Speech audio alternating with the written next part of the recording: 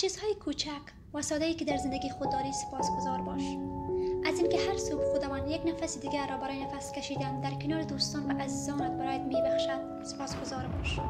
از اینکه هر صبح میتوانی طلوع خورشید را ببینی سپاسگزار باش. از اینکه هر روز فرصت این را در میابی تا یک چیز جدید را بیاموزی سپاسگزار باش. از اینکه هر صبح دوباره میتوانی فامیل و دوستانت را در آغوش میکشی سپاسگزار باش. هیچ وقت احساس گناه کردن و پشیمان بودن هیچ چیز را در زندگی تغییر نمیدهد. فقط خوشی های همین حالت را ازت میگیرد.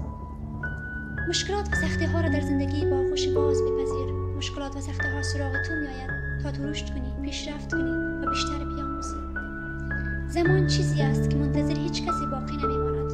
اگر من تو استفاده بکنیم یا نکنیم برای خودش ادامه میدهد. خوشی‌هایت را وابسته به هیچ چیزی، زمان یا مکانی نکن.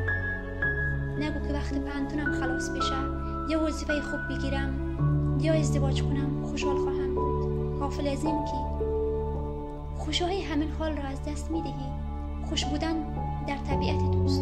این غلط نیست که آرزو کنی خوشحال باشی یک روزی، اما این غلط است